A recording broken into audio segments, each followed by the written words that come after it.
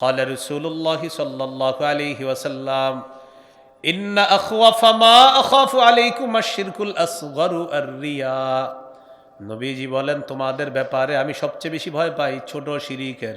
তোমরা ছোট শিরিকের মধ্যে লিপ্ত হয়ে যাবা। ছোট শিরিক হলো লোক দেখানো ইবাদত করা। লোক দেখানো ইবাদত করা ছোট শিরিক, এটা তোমরা লিপ্ত হবা। হাদিসের একটা কিতাব আছে সহিহ ইবনে খুজাইমা 2 নম্বর খণ্ড 140 নম্বর পৃষ্ঠা। এই হাদিসের মধ্যে আছে ক্বালা রাসূলুল্লাহ সাল্লাল্লাহু আলাইহি ওয়াসাল্লাম ইয়াকুম ওয়া শিরকাস সারাইর, তোমরা গোপন শিরিক থেকে বাঁচো। ক্বালু ওয়া মা শিরকুস সারাইর ইয়া রাসূলুল্লাহ। সাহাবীগণ প্রশ্ন করলেন, হুজুর গোপন শিরিক কাকে বলে? নবীজি বললেন, ইয়াকুমুর রাজুলু ফায়ুসাল্লি ফায়ুযায়্যিনু সালাতা জাহিদান লিমা ইয়ারা মিন নাজরিন নাসি ইলাইহি। দেখেন গোপন শিরিক কাকে বলে। নবীজি বলেন, কোনো ব্যক্তি নামাজে দাঁড়ায়, দাঁড়ানোর পর নামাজটা সুন্দর করে, রুকু সুন্দর করে, সিজদা সুন্দর করে, তার নিয়ত হলো মানুষ যেন তার নামাজ দেখে বলে বাবা কত সুন্দর নামাজ। নবীজি বলেন, কোনো ব্যক্তি নামাজ সুন্দর করে এই নিয়তে মানুষের দৃষ্টি আকর্ষণ করে, মানুষ যেন বলে তার নামাজটা কত সুন্দর। নবীজি বলেন যাকা শিরকুস সারাইর, এটা গোপন শিরিক। সাহাবী প্রশ্ন করলেন, ইয়া রাসূলুল্লাহ, কেউ যদি আল্লাহকে দেখানোর জন্য ইবাদত করে, আল্লাহকে খুশি করার জন্য রুকু সিজদা সুন্দর করে, এরপরেও যদি মানুষ তার প্রশংসা করে, আপনি আল্লাহকে খুশি করার জন্য নামাজ পড়তেছেন, কিন্তু একজনে আপনার প্রশংসা করছে, মাশাআল্লাহ ওনার রুকু সুন্দর, সিজদা সুন্দর, তখন কি হবে? فقال رسول الله صلى الله عليه وسلم تلك عاجل بشرى المؤمن। কোন মুমিন বান্দা যদি আল্লাহকে খুশি করার জন্য ইবাদত করে, তার ইবাদতের প্রশংসা যদি কোনো বান্দা করে, নবীজি বলেন এটা ওই মুমিনের জন্য আল্লাহর পক্ষ থেকে দুনিয়াতে নগদ সুসংবাদ হয়ে যায়। বুঝে আসছেনি পার্থক্যটা? একটা হলো নামাজ সুন্দর করতেছি বান্দাকে দেখানোর জন্য, শিরিক, ছোট শিরিক, গোপন শিরিক। আরেকটা হলো আল্লাহকে খুশি করার জন্য সুন্দর করতেছি, তো মানুষ প্রশংসা করছে, এটা হলো সুসংবাদ। সুবহানাল্লাহ। শিরিক, গোপন শিরিক, যেটা দাজ্জালের ফিতনার চেয়ে ভয়ঙ্কর। হাদিসের একটা কিতাব আছে সহিহুত তারগীব, এই কিতাবের 30 নম্বর হাদিস। এই হাদিসের মধ্যে আছে সাহাবায়ে কেরাম বলেন, খরাজা আলাইনা রাসূলুল্লাহ সাল্লাল্লাহু আলাইহি ওয়াসাল্লাম ওয়া নাহনু নাতাযাকারুদ দাজ্জাল। নবীজি আমাদের কাছে বের হয়েছেন, আমরা দাজ্জাল সম্পর্কে আলোচনা করতেছিলাম। ফাকালা রাসূলুল্লাহ সাল্লাল্লাহু আলাইহি ওয়াসাল্লাম আলা উখবিরুকুম বিমা হুয়া আখওয়াফু আলাইকুম ইনদি মিনাল মাসিহিদ দাজ্জাল। আচ্ছা, আমি কি তোমাদেরকে দাজ্জালের চেয়ে ভয়াবহ ফিতনার কথা বলবো না? সাহাবায়ে কেরাম অবাক, দাজ্জালের চেয়ে আবার ভয়ঙ্কর ফিতনা কি? তখন নবী বললেন, আশিরকুল খাফিয়্যু, গোপন শিরিক, এটা দাজ্জালের ফিতনার চেয়ে আরো ভয়ঙ্কর ফিতনা। তাহলে গোপন শিরিকও করা যাবে না। আর আগে জানলাম বড় শিরিক, আল্লাহর সাথে শিরিক, কথায় শিরিক, কর্মে শিরিক, আকীদায় শিরিক, কোনো শিরিক করা যাবে না। আল্লাহ আমাদেরকে হেফাজত করেন। সূরা কাহফের 110 নম্বর আয়াত। আল্লাহর সাথে সাক্ষাৎ করতে চাই কারা কারা? ইনশাআল্লাহ সবাই সাক্ষাৎ করতে চাই তো ইনশাআল্লাহ। দুটি শর্ত মৌলিক। কয় শর্ত? 2। সূরা কাহফের 110 নম্বর আয়াত, 16 নম্বর পারা, 4 নম্বর পৃষ্ঠা, একদম শুরু থেকে দেখবেন সূরা কাহফের সর্বশেষ আয়াতটা, সূরা কাহফের সর্বশেষ আয়াতটা। এই আয়াতে আল্লাহ বলেন, ফামান কানা ইয়ারজু লিকা রাব্বিহি ফালইআমাল আমালান সালিহা। যে ব্যক্তি তার রবের সাক্ষাৎ কামনা করে সেজন্য নেক কাজ করে। ওয়ালা ইউশরিক বিইবাদাতি রাব্বিহি আহাদা, তার রবের ইবাদতে যেন কাউকে শরীক না করে। দেখেন কি, নেক কাজ করা আর রবের ইবাদতে যেন কাউকে শরীক না করে। আল্লাহ আমাদের সকলকে বেশি বেশি নেকির কাজ আর শিরিক মুক্ত ইবাদত করার তৌফিক দান করেন। এইগুলো আপনার শিরিক, ঈমান ভঙ্গের 1 নম্বর কারণ শিরিক করা। ঈমান ভঙ্গের 2 নম্বর কারণে আমরা চলে যাই, এটা আমার সাথে একটু বলেন। বলেন, আল্লাহ এবং বান্দার মাঝে মধ্যস্থতাকারী সাব্যস্ত করা, এটা 2 নম্বর, ঈমান ভঙ্গের 2 নম্বর কারণ। মূর্তির ইবাদত করে, জিজ্ঞাসা করবেন কেন করেন? এটা আমারে আল্লাহ পর্যন্ত পৌঁছায় দিবে।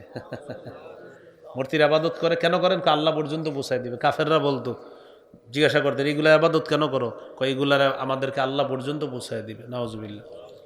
সূরা ইউনূসের 18 নম্বর আয়াতে আল্লাহ বলেন, ওয়ায়াবুদুনা মিন দুনিল্লাহ মা লা ইয়াদুররুহুম ওয়ালা ইয়ানফাউহুম, তারা এমন জিনিসের ইবাদত করে যা তাদের কোনো ক্ষতি করে না, উপকারও করতে পারে না।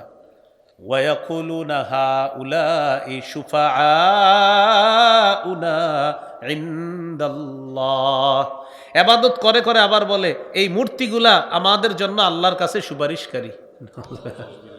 ইবাদত করে কাদের? যারা কোনো উপকারও করতে পারে না, ক্ষতি করতে পারে না, আবার কি বলে এগুলো আমাদের জন্য সুপারিশকারী। তা আল্লাহ বলেন কুল আতুনাব্বিউনাল্লাহা বিমা লা ইয়ালামু ফিস সামাওয়াতি ওয়ালা ফিল আরদ, নবী আপনি বলেন তোমরা কি আল্লাহকে এমন বিষয় জানাইতে চাও যা আল্লাহ জানে না? নাউজুবিল্লাহ। আল্লাহ বলতেছেন তোমরা কি আল্লাহকে এমন বিষয় জানাইতে চাও যে আসমান জমিনের যেটা আল্লাহ জানে না এমন বিষয় জানাইতে চাও নাকি? আমি আল্লাহ তো সবই জানি, তুমি আবার এগুলা কি করো?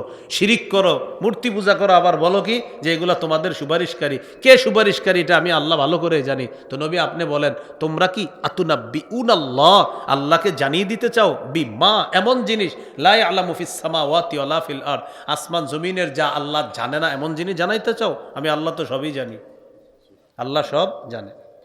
সুবহানাহ, আল্লাহ বলেন তিনি পুত পবিত্র। এই সমস্ত আকীদা থেকে আল্লাহ পুত পবিত্র। যারা এই আকীদা রাখে, আল্লাহ ছাড়া গায়রুল্লাহর ইবাদত করে আর বলে এরা হলো সুপারিশকারী, এটার থেকে আল্লাহ পুত পবিত্র। আল্লাহ আমাদেরকে শুধু আল্লাহর ইবাদত করার তৌফিক দান করেন। সূরাতুজ জুমার ৩ নম্বর আয়াত আল্লাহ তাআলা বলেন আলা লিল্লাহিদ্দীনুল খালিস, আল্লাহ শোনো, লিল্লাহিদ্দীনুল খালিস, একনিষ্ঠ ইবাদত একমাত্র আল্লাহর জন্য। ওয়াল্লাযীনা ইত্তাখাযু মিন দুনিহি আউলিয়া, যারা আল্লাহ ছাড়া অন্য কাউকে অভিভাবক রূপে গ্রহণ করে তারা বলে মা না'বুদুহুম ইল্লা লিয়ুকাররিবুনা ইলাল্লাহি যুলফা, আমরা এগুলার ইবাদত করি কেন? যে এই কারণে ইবাদত করি লিয়ুকাররিবুনা, এরা আমাদেরকে পৌঁছায়া দিবে ইলাল্লাহ, আল্লাহর কাছে। নাউজুবিল্লাহ। তাহলে কি বলে মা না'বুদুহুম, আমরা তাদের ইবাদত করি না, হ্যাঁ করি শুধুমাত্র এই কারণে লিয়ুকাররিবুনা, যাতে এই খোদাগুলা এই মূর্তিগুলা আমাদেরকে পৌঁছা দেয় আল্লাহ পর্যন্ত। তাহলে আল্লাহর বান্দার মাঝে মধ্যস্থতা যদি কেউ সাব্যস্ত করে কি হয়ে যাবে? ঈমান ভঙ্গ হয়ে যাবে। তাহলে কোনো মুমিন এগুলা করতে পারে না। মুমিন শুধু আল্লাহর ইবাদত করবে, এটা বলতে পারে না যে অমুকের ইবাদত করবো আর অমুকে আল্লাহ পর্যন্ত পৌঁছায় দিবে, বাস ঈমান ভঙ্গ হয়ে যাবে। ঈমান ভঙ্গের ৩ নম্বর কারণ, গুরুত্বপূর্ণ কারণ, বলেন কাফের মুশরিককে, বলেন কাফের মনে না করা। মানে আপনি কাফেরকে কাফের মনে করেন না, বাস ঈমান চলে যাবে আপনার। আপনি যদি কাফেরকে কাফের মনে না করেন আপনার ঈমান চলে যাবে। যেমন শিরিক করলে আগের যত ভালো কাজ আছে সব শেষ। সূরা জুমারের ৬৫ নম্বর আয়াতে আল্লাহ বলেন ওয়ালাকাদ উহিয়া ইলাইকা ওয়া ইলাল্লাযীনা মিন ক্বাবলিক লাইন আশরাকতা লায়াহবাতান্না আমালুকা ওয়া লাতাকুনান্না মিনাল খাসিরিন, আপনার কাছে এবং আপনার পূর্ববর্তী নবী তাদের কাছে এই মর্মে ওহী প্রেরণ করা হয়েছে, যদি আপনিও শিরিক করেন আপনার সব আমল বরবাদ হয়ে যাবে, নষ্ট হয়ে যাবে। শিরকের ব্যাপারে চতুর্থ কথা, শিরকের অপরাধ আল্লাহ ক্ষমা করেন না। সূরা নিসার ৪৮ নম্বর আয়াতে আল্লাহ বলেন ইন্নাল্লাহা লা ইয়াগফিরু আন ইউশরাকা বিহি, নিশ্চয় আল্লাহ শিরিকের অপরাধ ক্ষমা করেন না। শিরিকের অপরাধ আল্লাহ ক্ষমা করেন না। শিরিকের অপরাধ আল্লাহ তাআলা ক্ষমা করেন না। আওয়াজ কমিয়ে দেন ভাই, আওয়াজ কমিয়ে দেন। তো সূরা নিসার ৪৮ নম্বর আয়াতে আল্লাহ বলেন নিশ্চয় আল্লাহ ক্ষমা করেন না ওই ব্যক্তিকে যে তার সাথে শিরিক করে। এই হলো শিরকের ব্যাপারে ৪ নম্বর কথা। শিরকের ব্যাপারে ৫ নম্বর কথা, শিরিক সবচেয়ে বড় পাপ। সহিহ বুখারীর বর্ণনা ৬৮৬১ নম্বর হাদিস। এই হাদিসের মধ্যে আছে এক ব্যক্তি রাসূলুল্লাহ সাল্লাল্লাহু আলাইহি সাল্লামকে জিজ্ঞাসা করলেন আইয়ুয-যামবি আকবারু ইনদাল্লাহ, আল্লাহর কাছে সবচেয়ে বড় পাপ কোনটি?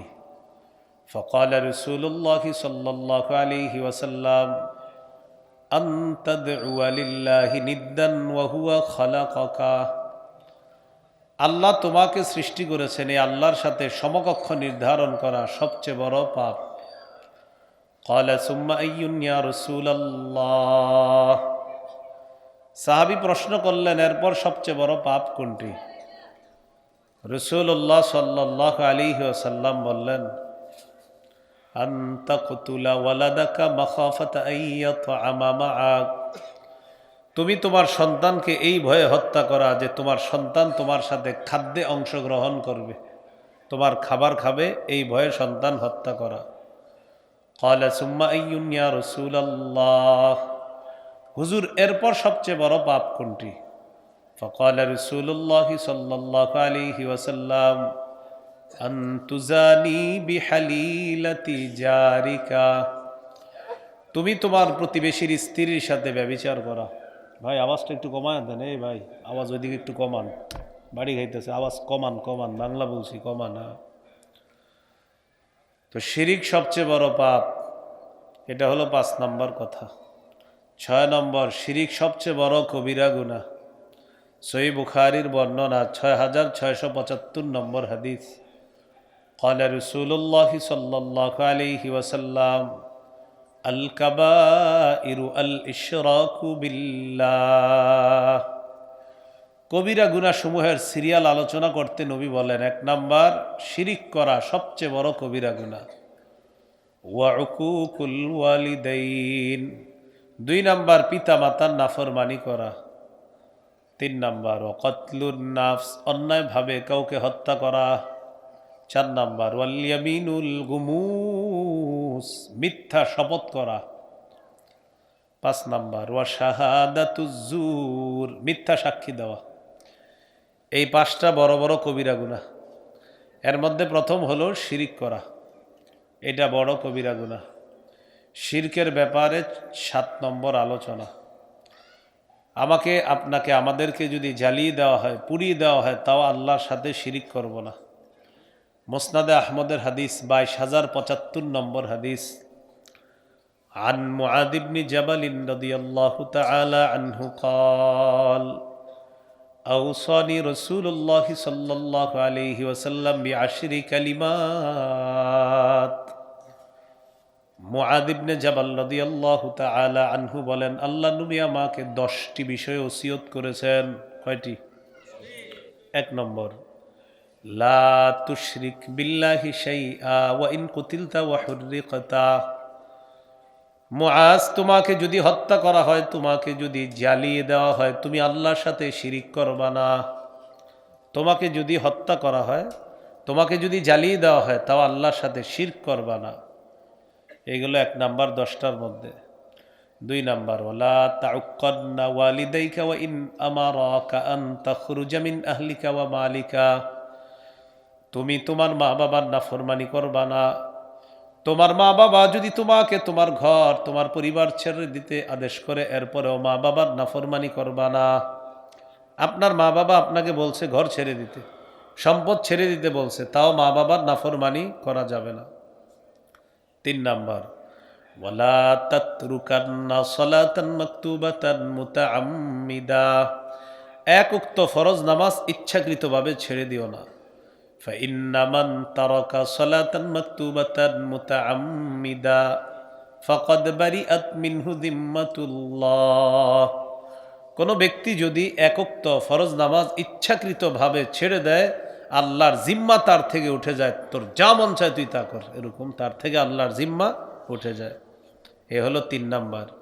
4 নাম্বার ওয়ালা তাশরাবান্না খামরা ফাইন্নাহু রাসু কুল্লি ফাহিশা তুমি মদ পান করবা না, মদ সমস্ত অশ্লীলতার মূল। মদ পান করবা না, মদ সমস্ত অশ্লীলতার মূল। এই গেল 4 নম্বর। 5 নাম্বার وَإِيَّاكَ وَالْمَعْصِيَّةَ فَإِنَّ بِالْمَعْصِيَّةِ حَلَّ سَخَطُ اللَّهِ নাফরমানি থেকে বাঁচো, নাফরমানির কারণে আল্লাহর গজব পতিত হয়, নাজিল হয়। 6 নাম্বার ওয়া ইয়াকা ওয়াল ফিরার মিনাজ জাহফি ওয়া ইন হালাকান নাস। জিহাদের ময়দানে সবাই যদি শহীদ হয়ে যায় তাও তুমি পলায়ন করবা না। 7 নাম্বার, ওয়া ইযা আসাবান নাস মাউতুন ওয়া আনতা ফীহিম ফাসবুত। তুমি কোনো এলাকায় আসো, এলাকায় যদি মহামারী লাগে, মহামারীর ভয়ে তুমি ওই এলাকা ছেড়ে পালাবা না, ওখানেই থাকবা।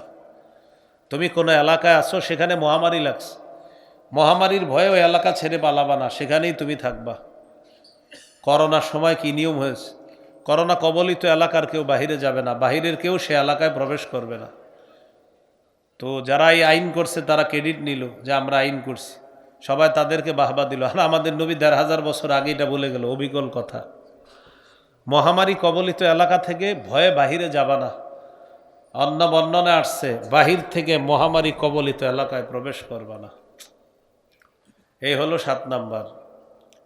8 নাম্বার, পরিবারের ব্যাপারে রাসূল সাল্লাল্লাহু আলাইহি সাল্লাম কয়েকটা কথা বলছেন। তো 8 নাম্বার হলো ওয়ালা তারফা আনহুম আসাকা আদাবা। পরিবারের উপর থেকে শাসনের লাঠি উঠাইবা না। ওয়া আনফিক আলা আহলিকা মিন তাওলিক। তুমি তোমার সাধ্য অনুযায়ী পরিবারের উপর খরচ করবা। 10 নাম্বার, ওয়া আখিফহুম ফিল্লাহি আজ্জা ওয়া জাল।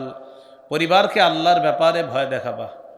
তাহলে দেখেন 8, 9, 10 কি? তুমি তোমার পরিবারের উপর সাধ্য অনুযায়ী খরচ করবা, পরিবারের উপর থেকে শাসনের লাঠি উঠাইবা না, পরিবারকে আল্লাহর ব্যাপারে ভয় দেখাবা। এই 10টা ওসিয়ত রাসূল সাল্লাল্লাহু আলাইহি সাল্লাম তার সাহাবী মুআজ ইবনে জাবাল রাদিয়াল্লাহু তাআলা আনহুকে করলেন। এর মধ্যে 1 নাম্বারটা, তুমি শিরিক করবা না, যদিও তোমাকে জ্বালিয়ে দেওয়া হয়, যদিও তোমাকে পুড়িয়ে দেওয়া হয়, হত্যা করা হয়, তুমি আল্লাহর সাথে শিরিক করবা না। আল্লাহ আমাদেরকে শিরিক থেকে হেফাজত করেন। কিছু শিরিক আছে মুখের কথা দিয়ে হয়, যেমন কোথাও গেলেন, যাওয়ার পর কোনো কবরের সামনে গিয়ে কবরওয়ালার কাছে সন্তান চাইলেন, ছেলে চাইলেন, মেয়ে চাইলেন, এটা শিরিক। সূরা শুরা 49-50 নম্বর আয়াতে আল্লাহ বলেন, লিল্লাহি মুলকুস সামাওয়াতি ওয়াল আরদ ইয়াখলুকু মা ইয়াশা। আসমান জমিনের রাজত্ব আল্লাহর, তিনি যা চান তা সৃষ্টি করেন। ইয়াহাবু লিমান ইয়াশাউ ইনাসা। তিনি যাকে ইচ্ছা কন্যা সন্তান দান করেন। ওয়া ইয়াহাবু লিমান ইয়াশাউ যুকুর। তিনি যাকে ইচ্ছা ছেলে সন্তান দান করেন। আউ ইউযাউযুহুম যুকরানা ওয়া ইনাসা। তিনি যাকে ইচ্ছা ছেলে মেয়ে উভয়টা দান করেন। ওয়ায়াজআলু মান ইয়াশাউ আকীমা। তিনি যাকে ইচ্ছা ছেলেও দিবেন না, মেয়েও দিবেন না, বন্ধা বানাবেন ওই নারীকে। এই ক্ষমতা কার? আল্লাহ। তাহলে কারো কাছে গিয়ে সন্তান চাওয়া শিরিক, চাওয়া যাবে না। সন্তান একমাত্র আল্লাহর কাছে চাওয়া। মেয়ে আল্লাহ দেয়, ছেলেও আল্লাহ দেন।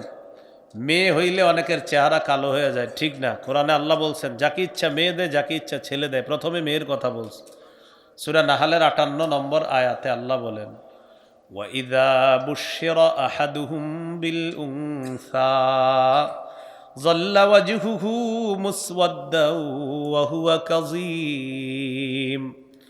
তাদের কাউকে যখন কন্যা সন্তানের সুসংবাদ দেওয়া হয়, চেহারাটা কালো হয়ে যায়, কপালটা রাগান্বিত হয়ে যায়, কপাল কুঁচকায় রাখে, থুর মেয়ে হয়েছে, এরকম। হ্যাঁ, আল্লাহ বলেন কিছু মানুষ আছে মেয়ে সন্তানের সুসংবাদ দিলে যাল্লা ওয়াজহুহু মুসওয়াদ্দা, চেহারাটা কালো হয়ে যায়, ওয়া হুয়া কাযীম, সে রাগান্বিত থাকে, মেয়ে হয়েছে কেন? তো এরকম আকীদা রাখা ঠিক না। মেয়ে দেয় আল্লাহ, ছেলে দেয় আল্লাহ। তাহলে ছেলে মেয়ে দেয়, এটা মুখ দিয়েও বলতে হবে আল্লাহ দেয়, আকীদাও রাখতে হবে ছেলে মেয়ে উভয়টা আল্লাহ দান করেন। যদি না দান করেন এটাও মনে করতে হবে আল্লাহর ক্ষমতা, আল্লাহ দেন নাই। আল্লাহ আমাদেরকে শিরিক মুক্ত কথা, শিরিক মুক্ত আকীদা, এগুলা আমরা যেন শিরিক মুক্ত রাখতে পারি, আল্লাহ তৌফিক দান করেন। কর্মে কিছু শিরিক আছে, কর্মে কবরের সামনে গিয়ে মাথা ঝুঁকায়া সেজদা দেওয়া, এটা কর্মগত শিরিক। এক সাহাবী রাসূলুল্লাহ সাল্লাল্লাহু আলাইহি সাল্লামের কাছে আসছে, আসার পর বললেন, হুজুর আমি অমুক এলাকায় গিয়েছি, ওয়াফাকতুহুম ইয়াসজুদুনা লিমারজুবানিন লাহুম ইয়া রাসূলুল্লাহ। অমুক এলাকায় গেলাম, যাওয়ার পর আমি দেখলাম ওই এলাকার মানুষগুলা তাদের নেতাকে সেজদা দেয়। নাউজুবিল্লাহ। আমিও মনে মনে বললাম, সেজদা পাওয়ার যোগ্য যদি কেউ হয় পৃথিবীতে, তিনি হলেন আপনি। সেজদা পাওয়ার কোনো নেতা যদি যোগ্য হয়, সেটা আপনিই হবেন। যদি আসলে যোগ্য হতো, তো তুমি কি করতে চাও? হুজুর, আমি দলবল নিয়ে আসছি, আপনারে সেজদা দিন। তো রাসূলুল্লাহ সাল্লাল্লাহু আলাইহি সাল্লাম বললেন, আরাআইতা লাউ মাররতা বিকবরি আকুনতা তাসজুদু লা, তুমি যদি আমার কবরের পাশ দিয়ে অতিক্রম করতা, তুমি কি আমার কবরকে সেজদা দিতা?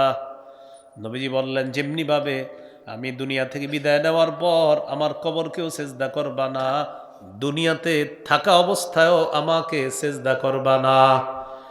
আল্লাহ ছাড়া কাউকে যদি সেজদা করা যায় হতো, নবী বলেন, লা আমারতুন নিসা আইয়াসজুদনা লিবুলিহিন্না, আমি নারীদেরকে বলতাম তারা যেন তাদের স্বামীদেরকে সেজদা করে।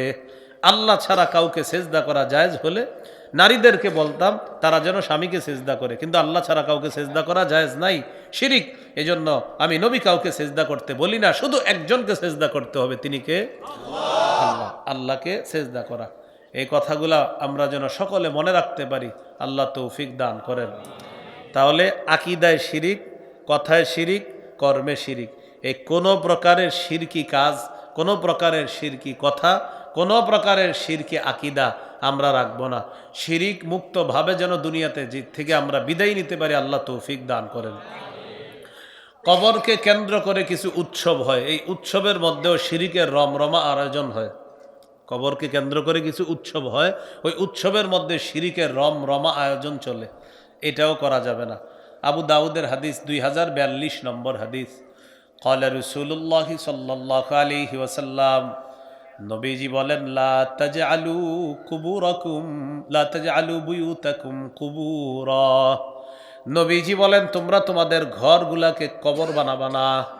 ঘরগুলাকে কবর বানাবা না মানে, যেই ঘরে আল্লাহর নাম নেওয়া হয় না, যেই ঘরে নফল ইবাদত হয় না, যেই ঘরে তাসবিহ হয় না, কোরআন তেলাওয়াত হয় না, ওই ঘর কবরের মতো হয়ে যায়। তো নবীজি বললেন, লা তাজআলু বুয়ুতাকুম কুবুরা, তোমরা তোমাদের ঘরগুলাকে কবর বানাও না।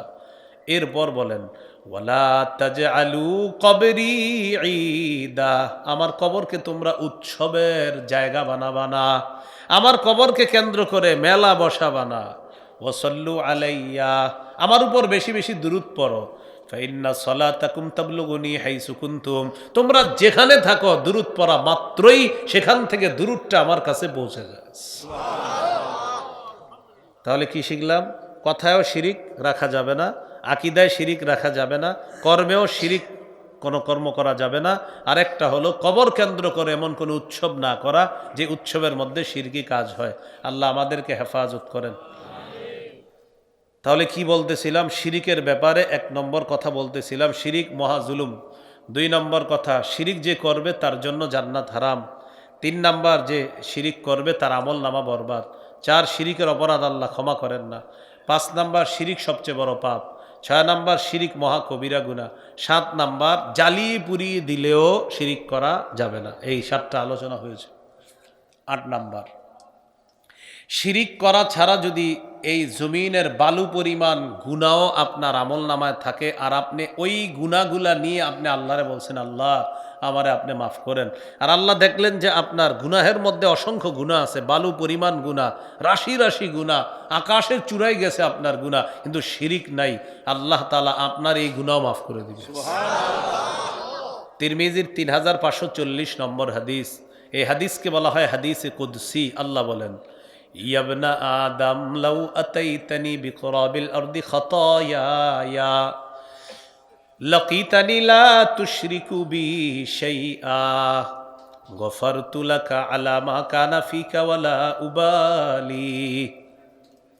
আল্লাহ তাআলা বলেন, হে আদম সন্তান, তোমার গুনাহ যদি আকাশের চূড়ায় গিয়ে পৌঁছে যায়, দুনিয়ার বালু পরিমাণ গুনাহ নিয়ে যদি আমার কাছে উপস্থিত হয়ে যাও, আর যদি কায়মানবাক্যে সুম্মাস্তাগফারতানি, আমার কাছে ক্ষমা চাও, আমি দেখব তোমার গুনাহের মধ্যে শিরিক আছে কিনা। যদি শিরিক না থাকে, আমি আল্লাহ তোমার রাশি রাশি গুনাহ মাফ করতে কারো পরোয়া করি না।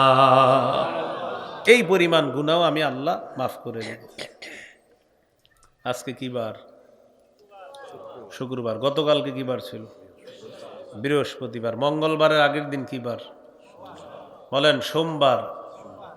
বৃহস্পতিবার বান্দার আমল আল্লাহর কাছে পেশ করা হয়। আমলটা যেন শিরিক মুক্ত ভাবে যায়, যথাসাধ্য চেষ্টা করব শিরিক মুক্ত ভাবে যেন আমলটা আল্লাহর কাছে যায়। সহিহ মুসলিমের বর্ণনা 6440 নম্বর হাদিস। قال رسول الله صلى الله عليه وسلم تعرض الأعمال في كل يوم خميس واثنين। আদম সন্তানের আমলনামা আল্লাহর কাছে পেশ করা হয় প্রত্যেক বৃহস্পতিবার এবং সোমবার। ফায়াগফিরুল্লাহু লিকুল্লি ইমরিইন লা ইউশরিকু বিল্লাহি শাইআ।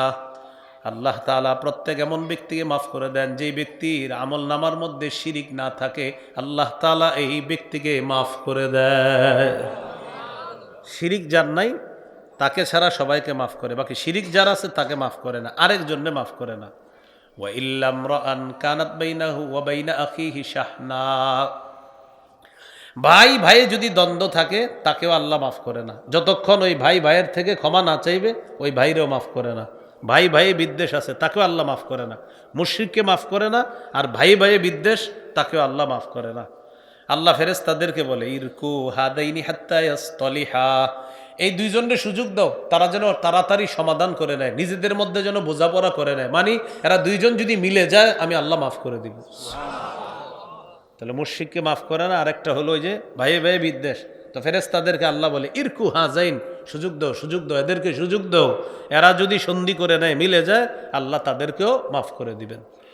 তাহলে 9 নাম্বার কি শিখলাম? শিরিক মুক্ত আমল আল্লাহর কাছে গেলে আল্লাহ এটা মাফ করে দেয়। 10 নাম্বার, বাড়াবাড়ি শিরিক পর্যন্ত আমাদেরকে পৌঁছায় দেয়, এই বাড়াবাড়ি করা যাবে না। ইবনে মাজার 3085 নম্বর হাদিস। قال رسول الله صلى الله عليه وسلم إياكم والغلو, তোমরা বাড়াবাড়ি করা থেকে বাঁচো। তোমাদের পূর্ববর্তী জাতি যারা ফাইন্নাহু আহলাকা মান ক্বালা ক্বাবলাকুম আর মান কানা ক্বাবলাকুম আল গুলু ফিদ্দিন। তোমাদের পূর্বে বহু জাতি দ্বীনের ব্যাপারে বাড়াবাড়ি করার কারণে এই অপরাধটা তাদেরকে ধ্বংস করে ছাড়ছে। তোমাদের পূর্বে বহু জাতি বাড়াবাড়ি করার কারণে এই বাড়াবাড়ি তাদেরকে ধ্বংস করে দিছে। তাহলে আমার আলোচ্য বিষয় কি ছিল? ঈমান ভঙ্গের কারণ। 1 নাম্বার কারণ হলো শিরিক করা। শিরিকের ব্যাপারে কয়টা কথা জানলাম? 10টা। কয়টা কথা? 10টা। তাহলে ঈমান ভঙ্গের 1 নাম্বার কারণ শিরিক করা। আমরা শিরিক করব না, বলেন ইনশাআল্লাহ।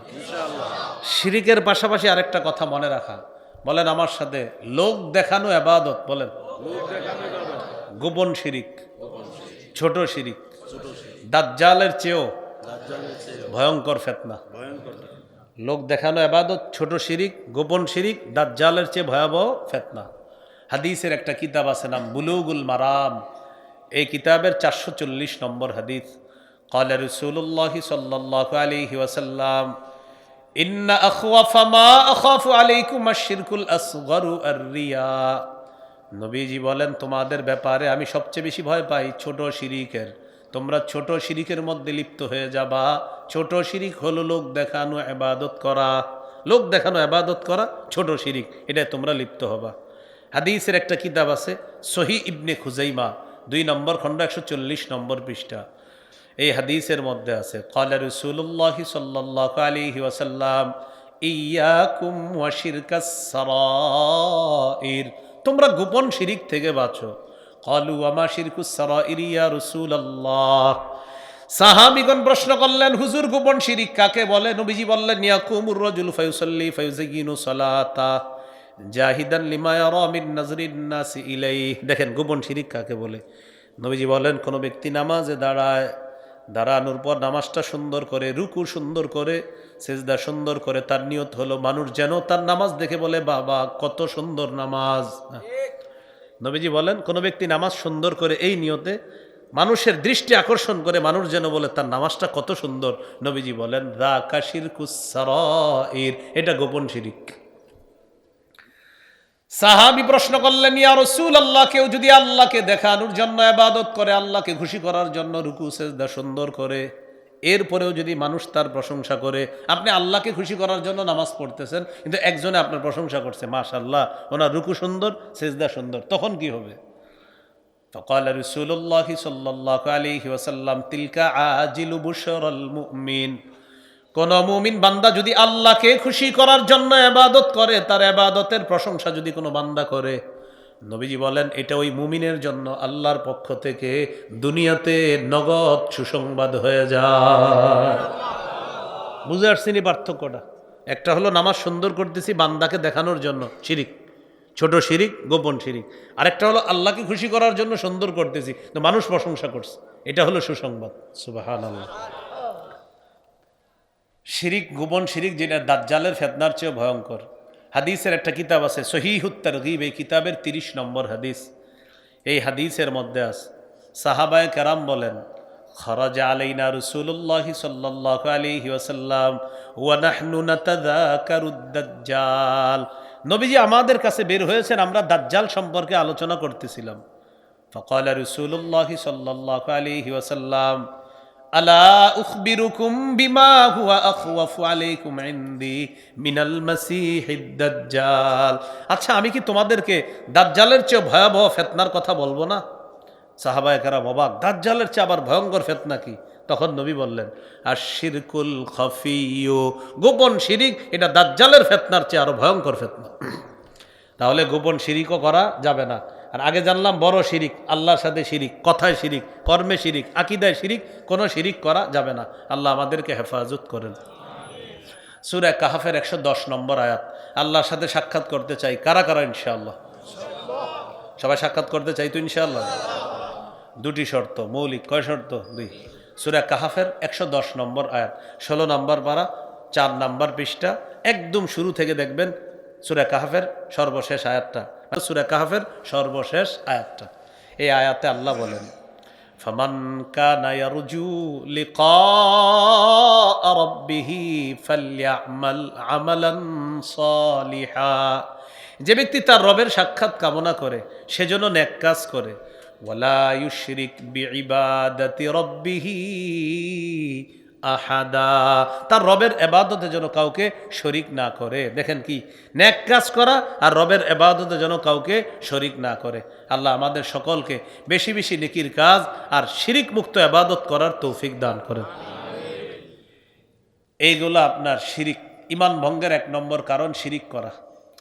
ঈমান ভঙ্গের 2 নম্বর কারণে আমরা চলে যাই, এটা আমার সাথে একটু বলেন। বলেন, আল্লাহ এবং বান্দার মাঝে মধ্যস্থতাকারী সাব্যস্ত করা,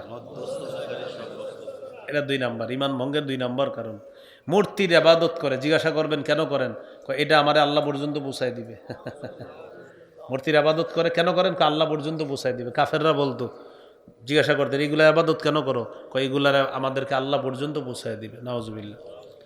সূরা ইউনূসের 18 নম্বর আয়াতে আল্লাহ বলেন, ওয়ায়াবুদুনা মিন দুনিল্লাহ মা লা ইয়াদুররুহুম ওয়া লা ইয়ানফাউহুম।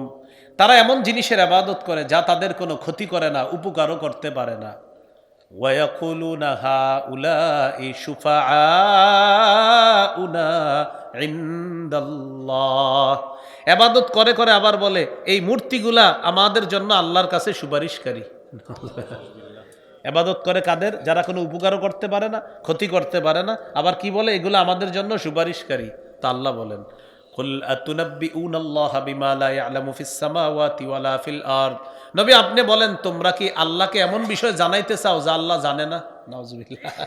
আল্লাহ বলতেছেন, তোমরা কি আল্লাহকে এমন বিষয় জানাইতে চাও যে আসমান জমিনের যেটা আল্লাহ জানে না, এমন বিষয় জানাইতে চাও নাকি? আমি আল্লাহ তো সবই জানি, তুমি আবার এগুলা কি করো? শিরিক করো, মূর্তি পূজা করো, আবার বলো কি যে এগুলা তোমাদের সুপারিশকারী। কে সুপারিশকারী এটা আমি আল্লাহ ভালো করে জানি। তো নবী আপনি বলেন, তোমরা কি আতুনাব্বিউনাল্লাহ, আল্লাহকে জানিয়ে দিতে চাও বিমা, এমন জিনিস লা ইয়ালামু ফিস সামাওয়াতি ওয়ালা ফিল আরদ, আসমান জমিনের যা আল্লাহ জানে না এমন জিনিস জানাইতে চাও? আমি আল্লাহ তো সবই জানি, আল্লাহ সব জানে। সুবহানাহ। আল্লাহ বলেন তিনি পুত পবিত্র, এই সমস্ত আকীদা থেকে আল্লাহ পুত পবিত্র। যারা এই আকীদা রাখে, আল্লাহ ছাড়া গায়রুল্লাহর ইবাদত করে আর বলে এরা হলো সুপারিশকারী, এটার থেকে আল্লাহ পুত পবিত্র। আল্লাহ আমাদেরকে শুধু আল্লাহর ইবাদত করার তৌফিক দান করেন। সূরাতুজ জুমার ৩ নম্বর আয়াত আল্লাহ তাআলা বলেন আলা লিল্লাহিদ্দীনুল খালিস। আল্লাহ শোনো, লিল্লাহিদ্দীনুল খালিস, একনিষ্ঠ ইবাদত একমাত্র আল্লাহর জন্য। ওয়াল্লাযীনা ইত্তাখাযু মিন দুনিহি আউলিয়া, যারা আল্লাহ ছাড়া অন্য কাউকে অভিভাবক রূপে গ্রহণ করে তারা বলে মা না'বুদুহুম ইল্লা লিয়ুকাররিবুনা ইলাল্লাহি যুলফা। আমরা এগুলার ইবাদত করি কেন? যে এই কারণে ইবাদত করি, লিয়ুকাররিবুনা, এরা আমাদেরকে পৌঁছায়া দিবে ইলাল্লাহ, আল্লাহর কাছে। নাউজুবিল্লাহ। তাহলে কি বলে মা না'বুদুহুম, আমরা তাদের ইবাদত করি না। হ্যাঁ, করি শুধুমাত্র এই কারণে, লিয়ুকাররিবুনা, যাতে এই খোদাগুলা, এই মূর্তিগুলা আমাদেরকে পৌঁছা দেয় আল্লাহ পর্যন্ত। তাহলে আল্লাহর বান্দার মাঝে মধ্যস্থতা যদি কেউ সাব্যস্ত করে, কি হয়ে যাবে? ঈমান ভঙ্গ হয়ে যাবে। তাহলে কোনো মুমিন এগুলা করতে পারে না। মুমিন শুধু আল্লাহর ইবাদত করবে, এটা বলতে পারে না যে অমুকের ইবাদত করবে আর অমুকে আল্লাহ পর্যন্ত পৌঁছায় দিবে, বাস ঈমান ভঙ্গ হয়ে যাবে। ঈমান ভঙ্গের ৩ নম্বর কারণ, গুরুত্বপূর্ণ কারণ, বলেন কাফের মুশরিককে, বলেন কাফের মনে না করা। মানে আপনি কাফেরকে কাফের মনে করেন না, বাস ঈমান চলে যাবে আপনার। আপনি যদি কাফেরকে কাফের মনে না করেন, আপনার ঈমান চলে যাবে। যেমন সূরা আহজাবের ৪০ নম্বর আয়াতের একটা অংশ যদি কেউ অস্বীকার করে, তার ঈমান আছে না গেছে? এখন যারা তাদেরকে কাফের মনে না করবে, তাদের ঈমান চলে যাবে। এখন দেখি সূরা আহজাবের ৪০ নম্বর আয়াতে কি আছে। মা কানা মুহাম্মাদুন আবা আহাদিম মির রিজালিকুম, মুহাম্মদ সাল্লাল্লাহু আলাইহি সাল্লাম তোমাদের কোনো সাবালক পুরুষের পিতা নন। ওয়ালাকির রাসূলুল্লাহ, তিনি আল্লাহর রাসূল। ওয়া খাতামান নাবিয়্যিন, তিনি শেষ নবী। বলেন তিনি কি নবী? শেষ নবী। এখন কেউ যদি বলে মুহাম্মদ সাল্লাল্লাহু আলাইহি সাল্লাম শেষ নবী, এটা যদি কেউ অস্বীকার করে অংশটা, আমাদের নবীকে, আমাদের এই দেশে এমন মানুষ আছে যারা আমাদের নবীকে নবী মানে, রাসূল মানে, কিন্তু শেষ নবী মানে না, শেষ রাসূল মানে না। ঈমান আছে না গেছে?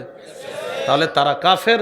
তাদের অনুসারী যারা এই আকীদা রাখবে তারাও কাফের। কোন মুসলমান যদি তাদেরকে কাফের মনে না করে, তার ঈমান শেষ হয়ে যাবে। বুঝা ঠিক বলতেছেন তো? তাহলে কাফেরকে কাফের মনে না করলে আপনার ঈমান চলে যাবে। সহিহ বুখারীর বর্ণনা 3535 নম্বর হাদিস। ক্বালা রাসূলুল্লাহ সাল্লাল্লাহু আলাইহি ওয়াসাল্লাম, নবীজি বলেন ইন্না মাসালি ওয়া মাসালাল আমবিয়াই মিন ক্বাবলি কামাসালি রাজুলিন বানা বাইতান ফাআহসানাহু ওয়া আজমালাহু ইল্লা মাওদিআ লাবিনাতিন ফি জাবিয়া। নবীজি বলেন আমার পূর্ববর্তী নবীদের দৃষ্টান্ত হলো এমন এক ব্যক্তির মতো, যে ব্যক্তি একটি ঘর বানিয়েছে। এটা একটা ঘরটা সুন্দরভাবে সাজিয়েছে। ইল্লা মাউদিআ লাবিনাতিন ফি জাবিয়া, ঘরের কোনা একটা ইটের জায়গা পরিমাণ ফাঁকা আছে। এখন আপনারা বলেন ঘর কি সমাপ্ত না অসমাপ্ত? ফাজাআলান নাসু ইয়াতুফুনা বিহি ওয়া ইয়াজাবুনা লা, মানুষ এই ঘরটার চারপাশে ঘুরতে যায় আর ঘরটা দেখে আশ্চর্য হয়, কেন? ঘরের কোনা একটা ইটের জায়গা ফাঁকা। ওয়া ইয়াকুলুনা হাল্লা উদিআত হাদিহিল লাবিনা, মানুষ বলা বলি করে এই ইটের জায়গাটা কেন ফাঁকা, এটা কেন লাগানো হলো না? নবীজি বলেন আনাল লাবিনা আনা খাতামুন নাবিয়্যিন লা নাবিয়্যা বাদি। শোনো তোমরা, আদম থেকে ঈসা নবী পর্যন্ত নবুয়তের ঘর আল্লাহ সাজিয়েছেন। একজন নবী আসা বাকি ছিল, সেটা আমি। ওই ঘরের কোনায় যে ইটের জায়গা ফাঁকা, আমি মুহাম্মদ সাল্লাল্লাহু আলাইহি সাল্লাম সেই ইট, আমার মাধ্যমে আল্লাহ তাআলা ইটের জায়গা তথা নবুয়তের ফাঁকা জায়গাটা পূরণ করে নবুয়ত নামক ঘরের সৌন্দর্যের সমাপ্ত আল্লাহ করে দিয়েছেন। আনা খাতামুন নাবিয়্যিন লা নাবিয়্যা বাদি, আমি শেষ নবী, আমার পরে আর কোনো নবী হবে না। তাহলে রাসূল সাল্লাল্লাহু আলাইহি সাল্লাম শেষ নবী, তারপরে আর কোনো নবী হবে না। এটা হলো আমাদের আকীদা। এই আকীদা যদি কারো ভিন্ন থাকে, আমি আবার বলছি, আমাদের নবী শেষ নবী, এটা যদি কারো আকীদা না থাকে, আমাদের নবী কিন্তু শেষ নবী, বাস। কেউ যদি মনে করেন আমাদের নবী নবী কিন্তু শেষ নবী না, আপনার ঈমান গেছে। আর আপনারে যে কাফের মনে না করবে, তারটাও গেছে। তাহলে মুহাম্মদ সাল্লাল্লাহু আলাইহি সাল্লাম শেষ নবী, এটাই বাস আকীদা। কেউ যদি মুহাম্মদ সাল্লাল্লাহু আলাইহি সাল্লামকে শেষ নবী মনে না করে, তার ঈমান চলে যাবে। আর তাকে যদি কেউ কাফের মনে না করে, তার ঈমান নষ্ট হয়ে যাবে। তাহলে ৩ নাম্বার ঈমান ভঙ্গের কারণ, কাফেরকে কাফের মনে না করলে ঈমান ভঙ্গ হয়ে যাবে। ৪ নাম্বার, বলেন আমার সাথে, রাসূলুল্লাহ সাল্লাল্লাহু আলাইহি ওয়াসাল্লাম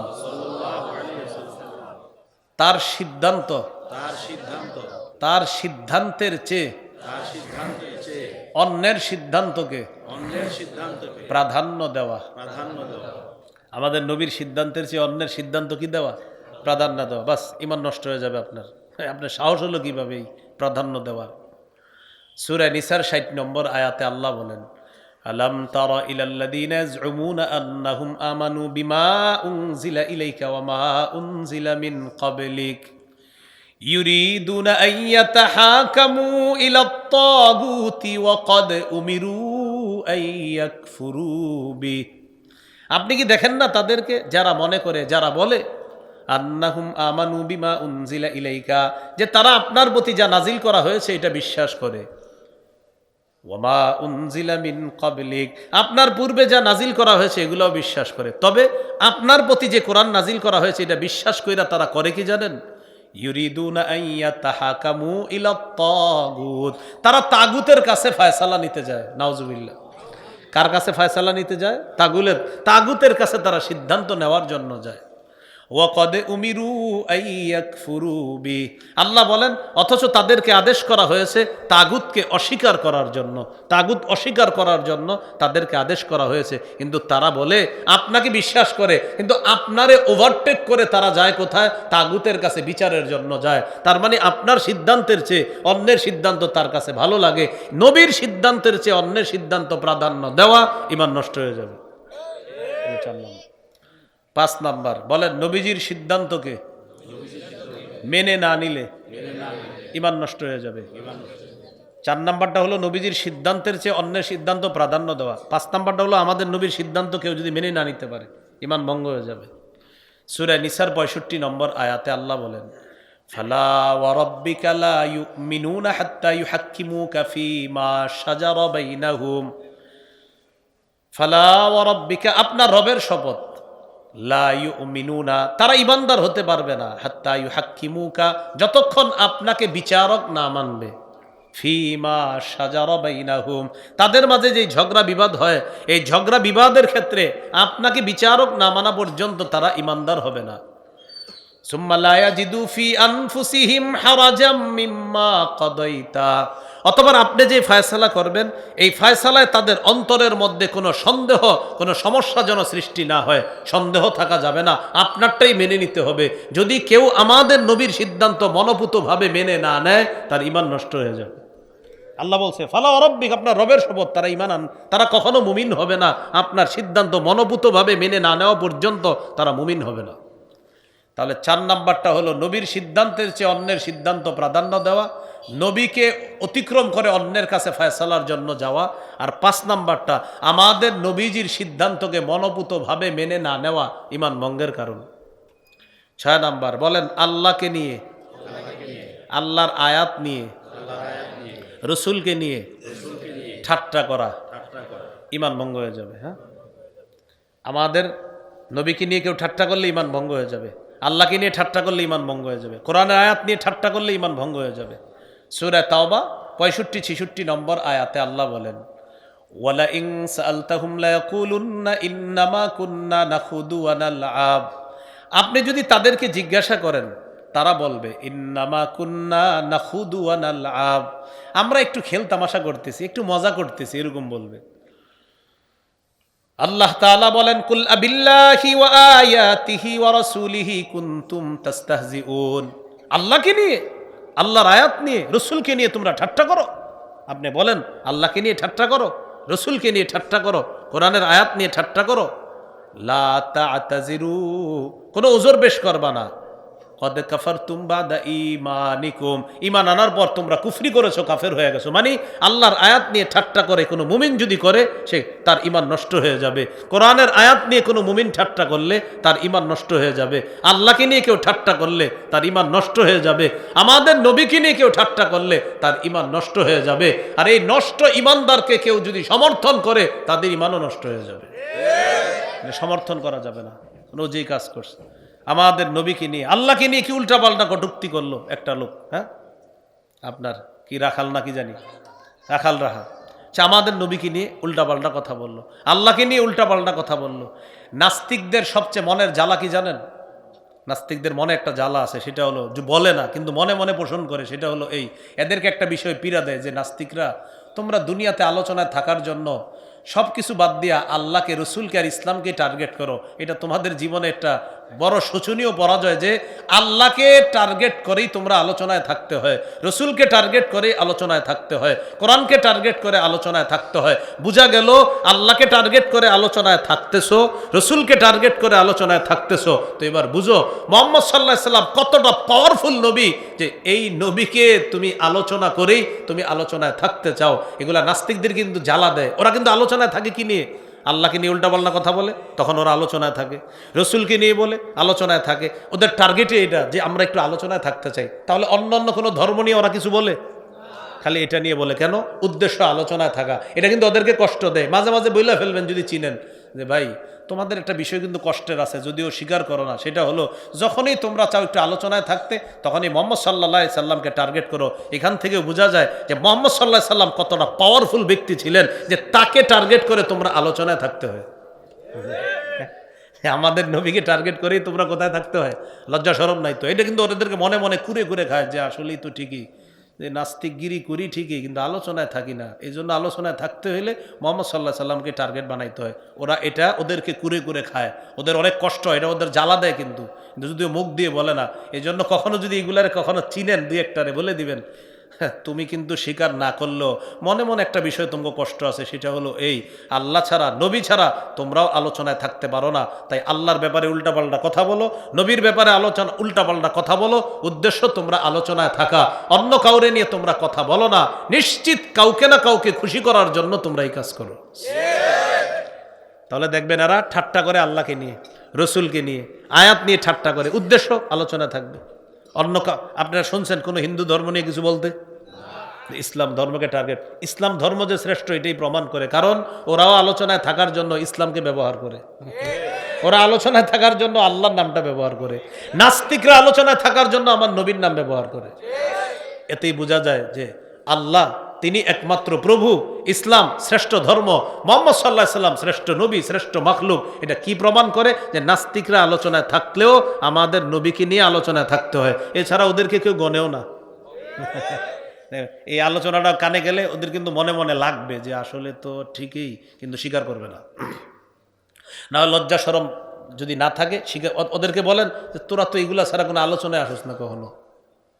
আল্লাহ আমাদের সকলকে বুঝার তৌফিক দান করেন। তাহলে মাঝে মাঝে আপনারাও একটু দিয়ে দিবেন, বুঝেন নাই? ওরা যখন বলে বলবেন কি, আহা শেষমেশ আলোচনায় থাকার জন্য আমগো নবীরই নিতে হলো। এতেই বোঝা যায় আমাদের নবী কতটা শ্রেষ্ঠ, কতটা পাওয়ারফুল, যে তোরা আলোচনায় থাকতে গিয়েও আমার নবীকে নিয়ে ঠাট্টা করতে হয়। কারণ তোরা জানোস যে নবীরই নিয়ে ঠাট্টা করলে তোরা আলোচনায় থাকবি, এটা তোরাও জানোস। এটা ওদেরকে কষ্ট দিবেন, এইভাবে আপনিও ছাড় দিবেন না। আল্লাহ বুঝার তৌফিক দান করেন। তাহলে 6 নাম্বার, আল্লাহ নিয়ে ঠাট্টা করলে ইমান নষ্ট হয়ে যাবে, রসুল নিয়ে ঠাট্টা করলে ইমান নষ্ট হয়ে যাবে, আল্লাহর আয়াত নিয়ে ঠাট্টা করলে ইমান নষ্ট হয়ে যাবে। 7 নাম্বার ইমান ভঙ্গের কারণ সেহের করা, জাদু করা। জাদু করলে ইমান নষ্ট হয়ে যাবে। সূরা বাকারা 102 নম্বর আয়াত, ওয়ামা কাফার সুলাইমান, সুলাইমান নবীর দ্বারা কুফরি হয় নাই, ওয়ালাকিন্না শায়াতিনা কাফারু, শয়তানরা কুফরি করেছে। কিভাবে? ইউআল্লিমুনান নাসা সিহরা, এরা মানুষকে জাদু শিখাইছে। কি জাদু শিখাইছে? স্বামী স্ত্রী কিভাবে আলাদা করা যায়, এই জাতীয় জাদু শিখাইছিল। তো যাই হোক, এই যে জাদুর মাধ্যমে ইমান নষ্ট হয়ে যায়। কেউ কাউরে কখনো জাদু করার চেষ্টা করে না। অনেক ছেলেরা একটা মেয়েরে বিয়ে করতে না পারলে কি করে? শেষে হেরে জাদু করে। আপনার শরম থাকা উচিত। কেন জাদু করেন? হ্যাঁ, আপনার ভাগ্যে নাই, বিয়ে করতে পারেন নাই, আপনি ভালো জায়গায় বিয়ে করেন, ওই মেয়েরও ভালো জায়গায় বিয়ে হবে। বিয়ে করতে না পাইরা উনি এখন জাদু করে। জাদু করবেন না। বুখারী 2766 নম্বর হাদিসে আসছে, নবী বলেন 60টি ধ্বংসাত্মক অপরাধ, এর মধ্যে একটা হলো জাদু করা। এটা ধ্বংসাত্মক অপরাধ। আল্লাহ হেফাজত করেন। 8 নাম্বার, এটা আমার সাথে বলেন, বলেন মুসলিমের বিরুদ্ধে মুশরিককে সহযোগিতা করা। মুসলিমদের বিরুদ্ধে মুশরিককে সহযোগিতা করলে ঈমান নষ্ট হয়ে যাবে। কোন মুসলমান যদি মুসলমানের বিরুদ্ধে কোনো মুশরিককে সহযোগিতা করে, ঈমান নষ্ট হয়ে যাবে। কোন মুসলমান আরেক মুসলমানের বিরুদ্ধে, মানে এক মুসলমান আরেক মুসলমানের বিরুদ্ধে সহযোগিতা কাদেরকে করতেছে? মুশরিককে। কেন? আমার ওই ভাইয়ের বিরুদ্ধে মুশরিক আছে, ওরে আমি সহযোগিতা করতেছি, ঈমান নষ্ট হয়ে যাবে। সূরা তাওবা আল্লাহ তাআলা বলেন, ইয়া আইয়ুহাল্লাযীনা আমানু লা তাত্তাখিযু আবাআকুম ওয়া ইখওয়ানাকুম আউলিয়া ইনিস্তাহাব্বুল কুফরা আলাল ঈমান। আল্লাহ তাআলা বলেন, যদি তোমাদের বাবা, যদি তোমাদের ভাইও ইমানের উপর কুফুরকে প্রাধান্য দেয়, তাদেরকেও তোমরা অভিভাবক রূপে গ্রহণ করবে না। কি বলতেছে? তোমার বাপও যদি ইমানের উপর কুফুরকে প্রাধান্য দেয়, এই বাপকে অভিভাবক রূপে গ্রহণ করবা না, ভাইকে অভিভাবক রূপে গ্রহণ করবা না, তারা যদি কুফুরির উপর ইমানকে প্রাধান্য দেয়। ওমাইয়া তাওয়াল্লাহুম মিনকুম, তাদের মধ্য থেকে যারা তাদের অনুসরণ করবে, ফাউলাইকা হুমুজ জালিমুন, তারা জালেম। তোমাদের মধ্য থেকে যারা ওই কাফেরদের সাথে বন্ধুত্ব করবে, তারা জালেম। তারা কি? জালেম। সূরা মাইদার 51 নম্বর আয়াতে আছে, ইয়া আইয়ুহাল্লাযীনা আমানু লা তাত্তাখিযুল ইয়াহুদা ওয়ান নাসারা আউলিয়া। হে ঈমানদারগণ, ইহুদি খ্রিস্টানদেরকে তোমরা অভিভাবক রূপে গ্রহণ করো না। বাদুহুম আউলিয়া উবাদ, তারা একে অপরের অভিভাবক। ওমাইয়া তাওয়াল্লাহুম মিনকুম, তোমাদের মধ্য থেকে কেউ যদি তাদেরকে বন্ধুত্ব রূপে গ্রহণ করে, ফাইন্নাহু মিনহুম, সে তাদের অন্তর্ভুক্ত হয়ে যাবে। আল্লাহ আমাদের সকলকে মুসলিমের বিরুদ্ধে কোনো মুশরিকের সাথে বন্ধুত্ব করা থেকে আল্লাহ আমাদেরকে হেফাজত করেন। আমিন। মুসলিমের বিরুদ্ধে মুশরিকের সাথে বন্ধুত্ব করা যাবে না, তাকে সহযোগিতা সমর্থন করা যাবে না। 9 নাম্বার ঈমান ভঙ্গের কারণ, বলেন শরীয়তের উপর কোনো ব্যক্তিকে প্রাধান্য দেওয়া। আপনি দ্বীনের উপর ব্যক্তিকে প্রাধান্য দিচ্ছেন, বাস ঈমান শেষ হয়ে যাবে, নষ্ট হয়ে যাবে। সূরা মাইদার 3 নম্বর আয়াতে আল্লাহ বলেন, আল-ইয়াউমা আকমালতু লাকুম দীনাকুম ওয়া আতমামতু আলাইকুম নি'মাতি ওয়া রাদিতু লাকুমুল ইসলাম দীনা। আজ আমি তোমাদের জন্য তোমাদের নেয়ামত পরিপূর্ণ করে দিলাম, দিন পরিপূর্ণ করে দিলাম, নেয়ামত পরিপূর্ণ করে দিলাম, ইসলামকে তোমাদের জন্য দিন হিসাবে মনোনীত করলাম।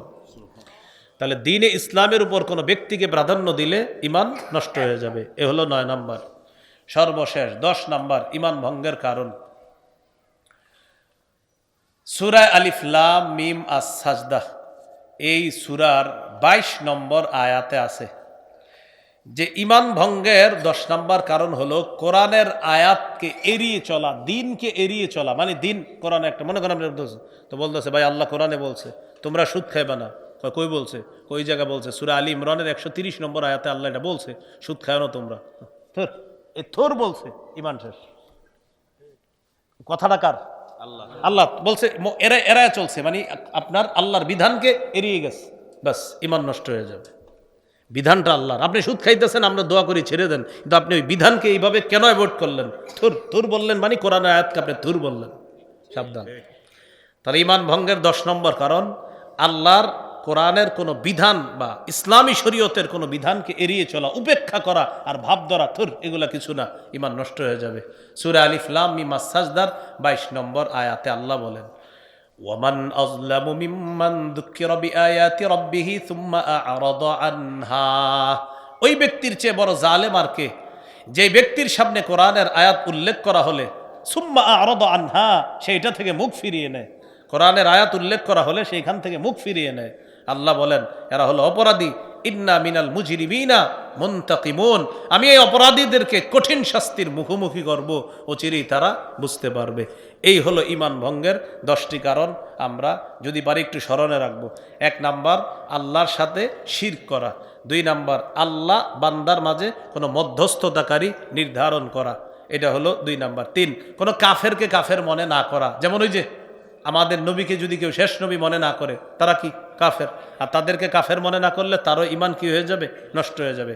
4 নাম্বার, রাসূল সাল্লাল্লাহু আলাইহি সাল্লামের সিদ্ধান্তের উপর অন্য কারো সিদ্ধান্ত প্রাধান্য দেওয়া। 5 নাম্বার, নবীর সিদ্ধান্তকে মন থেকে মেনে না নিতে পারা।